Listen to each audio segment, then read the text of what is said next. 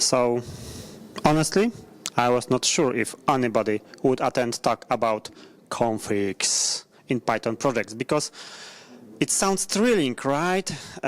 Settings, config files, zero AI in these days, fill the buzz in the room.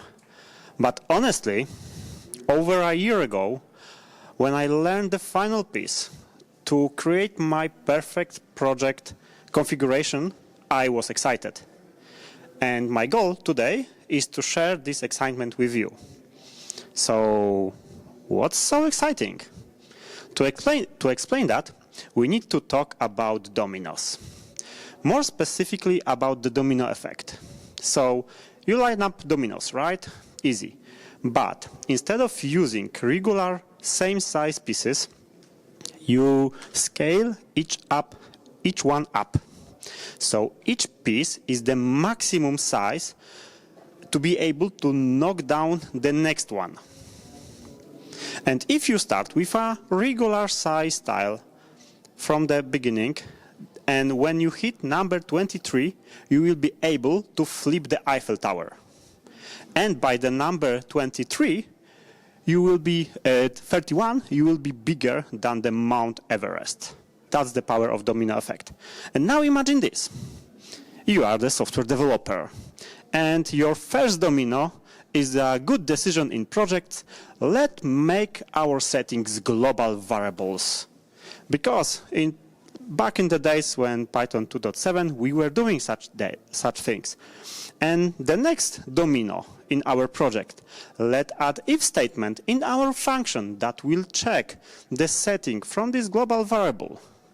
And the next thing that we're gonna do, we're gonna test those things. So we're gonna add much more patching, mocking to actually test if this code runs. And before you know it, the last domino crashes down and it leaves you with the lovely message. Welcome to Legacy World. And I don't understand why it takes so long to add a new window. Because the code is not good. So, but here's good news. The domino effects works both ways. So today I will show you the first good domino, how it should be built, and this will help you build solid, maintainable, and honestly fun to work project. So who I am? I'm Grzegorz Kocjan, and I've been coding Python for the last 14 years. I run local Python meetup in Łódź, and I work at IndieBI and share knowledge with people like you. If you want, you will find all the links to my social media at BeLazyDev, where I try to be as active as possible. And when you enter this page, you will see that I'm not very active because I have 2 kids. So let's get back to the topic. Are you afraid of the dark? So this was the old cheesy TV or horror series for teenagers. And today I will show you some horror stories from my past when I was junior developer and we were working in Python 2.7. So season 1, episode 1. Everything as a separate global variables. We have configuration like that, and how to move this, how to use such configuration in production. So we can assume a local file that is not committed to our Git repository because, hey, here we have production configuration, right? And somehow we transfer it to the production environment. And it can look like this. But what was the worst? I found literally cases that there were configurations stored in the local config file that were used in the production code and were not defined in this default configuration value. It was a nightmare to debug. Okay, but we can do better, right? So instead of using this local file, we can improve this one and add reading from environment variables. It looks easy, right? But this line is rather not intuitive, right? Well, if you first think about how to read environment variables for Boolean variables, you would probably write something like that. And there is an issue, because imagine that we have some production code that, hey, if we have debug, then we delete all the users, right? Because in debug mode and the environment dev probably want to have clean database, right? And imagine that we follow the DevOps rules, the follow in the quotes, and we have separate DevOps teams that decided, hey, we have debug environment variables. Let's make sure that it is set to false. How it will end? With a huge disaster. Why? Because environment variables are always string. And what is non-empty string in Python? It is true. It is evaluated as a Boolean true. So if debug will equal false as a string, it will run deletion of all the users on our production. Hey! But there was the worst one. And it was working for quite a long. So it was Ansible magic to generate dynamically JSON config files in Jinja template. And that was total disaster. It was working, but nobody wanted to touch this one line. It was magical. And if we are about magic, spoiler, I finally found a happy place. And this happy place is Pydantic settings. It is a library that I wanted to write for a long time, and I was waiting for such a long time to write it so that somebody write it for me. Yay! So there is one thing that I need to tell you about myself before we start forward. I'm TDD maniac, test-driven development. So to explain you what you can do with Pydantic settings, we're gonna write some tests. What we can do? So let's write some test. We don't know what to name it. And we'll use monkey patch. So it allows us to set environment variables only for this test. So we set debug as true. And like, I don't know what to write yet. So I assert false. And I'm now thinking what I would like to have. I would like to have some settings class and an instance of it. And then I want to have debug field, and it should equals true. It should be true, and it should be Boolean. So I can now give a name for this test because I have body, I have assertion, and I know what this should do. So now I can implement it using Pydantic settings. And as you can see, I only need to inherit from base settings, and the test is passing. So, for example, we want something more complex. How to configure database using this approach? Well, we can have DB host, can have our settings, and I would expect that we will have some DB field, and this will be an instance of some class, and it will have host that will be then non-local, so it will took the value from these environment variables. And of course, this test is not passing because we are following the rules and we are starting from the tests. Now we can start implementing. So we have our DB setting class also inheriting from base settings, and it has host as a string. We could give better types, but let's keep it simple. And then we can put our class as a type of a DB in our settings. Yay! Should work? No, it doesn't work. Why? Because by default, Pydantic is separating nested variables with single dash. And in my tests, we have double dash. So we need to configure Pydantic to use double dashes for nested fields. I like this approach because it gives better visibility on environment variables, how they are separated, especially with a little bit longer names. And now our test is passing. We can, of course, make it more real and have all the needed variables, host, username, database name, password, and verify everything. How? We just add those fields and test is passing. Is just it? Is this magic, that final piece that helped me solve all my problems? No. I wanted more. I wanted more, and I wanted more cookies? No. I wanted more features. So let's write another test. Assume that previously we had a database, that production one with host and passwords, etc. But for the test purposes, for local purposes, I want to use SQLite. So how to pass SQLite configuration? Well, we need a path to a file, something new. So instead of having host, etc., I want path. And here are AI agents. Here are junior developers who can shine. How to do it in the simplest way? Let's add it to our class to storing the database configuration. And this is one bad decision. And the next bad decision, how to make it work? Let's make everything optional, right? Because sometimes we need to host, sometimes we need path. So let's make everything optional and check it later. Skynet is taking the word right now using this code. No, we can do better, and we need separation of concerns. If we want to have that Postgres database configuration, keep the class for this purpose. If you want SQLite settings, keep the class for this purpose. But now we have a challenge.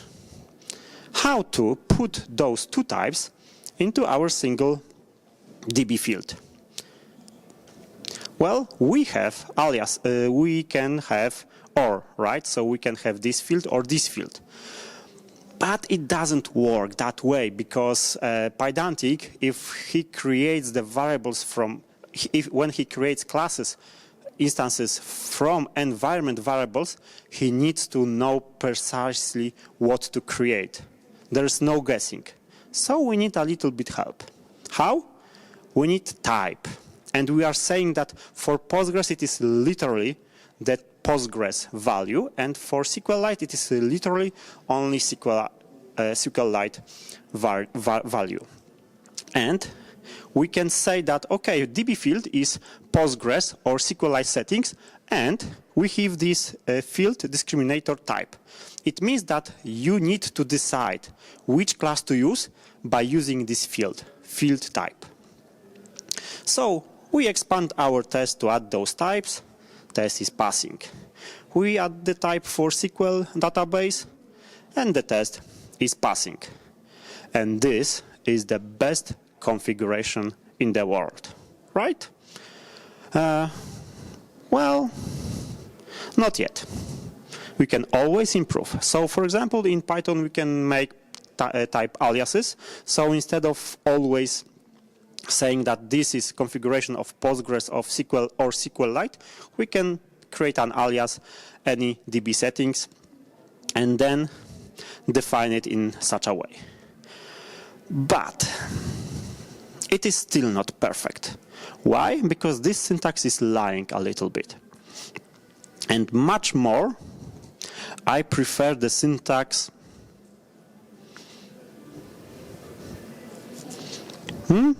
Okay, so why is there a problem? I have some issue with the slides, but there is a DB field, right? Then we have a type of this field. And then these equal signs suggest us that after this equal sign, here we will have a default value, right? And this is a lie, because it is not a default value of this field. It is a meta information how to define this field. So above, we have annotated syntax. So above, we use any DB settings, and in annotated syntax, we can pass metadata for this type, and here we don't have equal sign. It is much better because we are not lying about default type, and this whole part annotated, we can also use syntax for that. It's much clearer. And this best configuration in the world is magical because it's open new doors for new possibilities. As I mentioned, it is a first good piece for starting clean architecture, for design, starting good design patterns. So how these doors look? So for example, for SQLite, we would like to have something like relative URL. We don't, for example, in SQL Alchemy, we can pass the database URL. So we need to somehow connect all those variables into single string. And we can use object-oriented programming to do so. So we can assume that we have our settings, SQLite settings, we have expect URL, and settings.url will have this expected URL. Of course, this test is not passing because we are following the rules. So we are first writing the tests, then we will write the code. And how this code will look like? Just like that. It's just a property for the URL, and it dynamically creates the URL. And I give you a secret. I forget right now to check how many slashes I need to prepare good SQLite URL. Because there are 3 possible values of number of slashes, and each of them defines different URL. So one of them means that you will use only RAM, so your database will be stored in the RAM, not in the hard drive. Second one means that the path is relative, and the last one means that the path is absolute. I don't remember it. And having it in a property that can be easily tested is really powerful, even for such a simple case. And our test is now passing. Of course, for Postgres, it will be even more complicated because, as you can see, my URL didn't fit the slide. It was so long and so complicated, and I still didn't pass the engine, and the port is hard-coded. It is still not fully dynamic, but right now it's good enough, and it is passing. So we can perfectly test in unit tests such a complex behavior. But of course, it's not it. We can do even more complex things, and for that we need more complex project.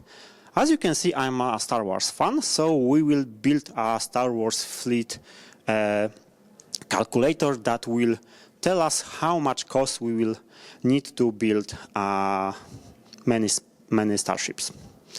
So, like usually, we will write a test. Test starship get by ID. We want to have some REST API to fetch the data from database, and then we'll have frontend that will show what we want to do. So we want to call the client starship/10 and to have response 200. And in this response, we will have starship ID. It will be Millennium Falcon, so the best starship in the world. Model, manufacturer, cost in credits, so something that will be valuable for our business logic. And that's it. So for this starship, we will need to build a model. This time it is not base settings, it is base model, so it is classical Pydantic model. It has all the fields. And then we can have a Star Wars client. So let's assume that we need to fetch the data from somewhere else. And right now, we're gonna define the interface, how we want for this to behave. And it will be only the static implementation. So we will always return this Millennium Falcon. It will only have different ID.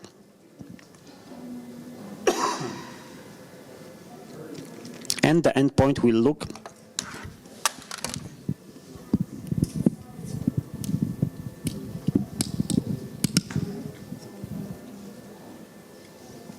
sorry, short break. So the endpoint will look like this. We define our path, we will have our client, and we will call the get starship by ID. And because it is static, now the test will pass because it will return what we were expecting. But right now, we want to do a little bit more. We want to add another endpoint that will return the cost of this ID. So instead of just returning the whole information, we will have only the int value. And this test will fail because we don't have an implementation. The implementation is very simple. We just use the code as before, but right now we will return cost in credits property. And now it's okay. But I don't like this code. There is some kind of repetition. For each endpoint, I'm creating the Star Wars client instance. It doesn't follow the dry principle. So instead, I'm creating a factory that will return the client, and I'm using this new annotated syntax and depends from FastAPI that was already mentioned in the morning, that will generate this, that will use this factory as an alias, and each time it will be called, it will be returning a value from this factory. So instead of having this client initialized each single time, we can add another attribute to the function. So we can call a client, Star Wars client dependency. This is our alias.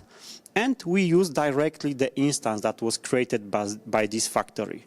So right now, we are creating the instance of the client in a single place. And here we are using the instance generated by factory.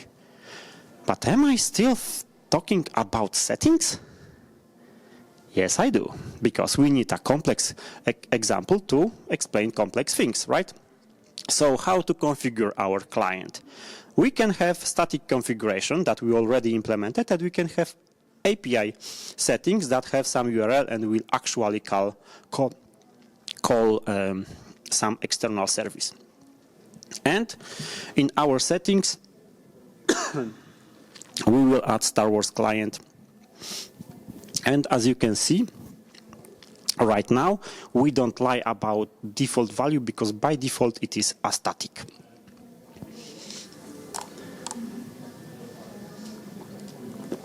So how to use this in our example? We have our Star Wars client, and now we'll convert it to the interface. So in interfaces, we define like this. Previously, on previous talks, we were using also protocol. It is also allowed. But instead of having implementation in Star Wars client, we have this interface. And now we are using this interface. We are implementing interface. It is static Star Wars client. And in a similar way, we can define the real implementation. But right now, we need a factory. And in Star Wars client, this interface, we will use single dispatch method. Who knows what is single dispatch and single dispatch method? Okay, three hands. So let me explain what it is. So in single dispatch method, we will tell that we won't have to have method get client, and the type of it is settings any. So it can be anything. And we don't want anything. Anything is not supported type of configuration. We need precise type. And with single dispatch method, we can define or register different implementation of the same method. And right now, settings is a type of static. And here we can return the static Star Wars client. And then next we register another implementation of the same method. So it is get client, register, and we use different type API settings, and now we are returning API settings client. So how to use it? We can have our settings dependency in FastAPI. Then we can have Star Wars client factory also as a dependency. And here we are using settings Star Wars client configuration and pass it to this single dispatch method. Right? I know that it looks scary. But let's make it clear. We have our settings. Star Wars client can be static, or it can be API settings. It is simplified syntax just to make it more clear. We have our interface, and if our settings type will be static, then we will call this method that will return Star Wars static client in a static version. But if type of these settings will be API settings, then instead we will call this method, the registered with different type of settings, and we will return API Star Wars client. So, testing, test get Starship.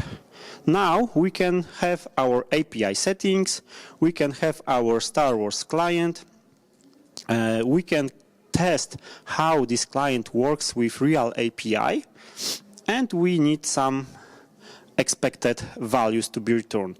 We can implement and test our implementation in, again, unit test easily. But how? Instead of because we have those dependencies in Fast API, now we can define our test settings that will look a little bit differently. And then we can have our client for accessing Fast API endpoints from the tests that will use override settings. This will return our test settings, and we will have dependency override. And this only returns the test client. What dependency overrides is? It is a very powerful mechanism in Fast API, and usually any injection engines have similar functionality. It means that when you have your dependencies tree or dependencies defined, you can always override them in the settings. So, for example, we can override the database access. We can override the environment variables. We can override that we use the API from different configuration, and it is really easy using this approach. And what we learned today? We learned the art of destroying software. It is a name of a great talk given by Greg Young. And if you would Google for it, it is not available on YouTube. It was on Vimeo for a long time, and it is a great talk on art of destroying software, that we should focus on how to be able to delete software easily and not only focusing on how to add new features. Because when our system grows over time, the most important became how to delete things that are legacy, that are not needed, that are outdated, instead of just only adding the things. And the true definition of on when the feature is done is not when we implement everything, but when there is nothing to remove. So it is really powerful. But how to make it more, define it in a smaller pieces? So we learn advanced typing. We learn that we can type very strictly right now in Python. We can use Pydantic for a really good and strict type annotation. We can use object-oriented programming in a proper way. Previously, we had a talk here that says that it's not only on object-oriented programming, it is also object-oriented design way how it actually should look like. And we learn object-oriented programming in this example when we were building URL for our database. Because object was the best place to put this logic, not some random utils function. It should be close to the values. We use dependency injections a lot to create this Star Wars client. We learn clean architecture because we have separation between implementation of external service and our endpoints, and business logic lies in different places. So it is actually a clean architecture. We use open-close principle, and this one is really powerful. Why? Because it means that our code is open for extension but closed for modification. The definition how we create a Star Wars client is actually this, because we can add new implementation of Star Wars client. We can move those data to database, and instead of client that uses API, we will have database configuration, and we will add this only by adding new code without modifying the old one. We will add a new registry in single dispatch method and new class. And the same way, if we would like to delete some implementation, for example, okay, we migrated to database implementation, deleting the API one will require from us only deleting the whole functions. We will now go deep inside some implementation details inside the function, and we'll remove only one if statement. We will delete the whole block of the code, and that's much more easier. We learn polymorphism, single responsibility principle, right? We don't keep every possible field in single class, but we separate responsibilities between SQLite database configuration and Postgres database configuration. Agile in the code. And agile doesn't mean that you need to have a meeting every single day at 9 a.m. for 15 minutes. It means that your code is flexible enough to implement new feature in a day or two. And we learn TDD, my favorite one, that is a driver for a lot of good changes in the code. So that was the best config in the world. Here is the QR code to write the talk, and that's it. Thank you. Thank you. Do you have any questions?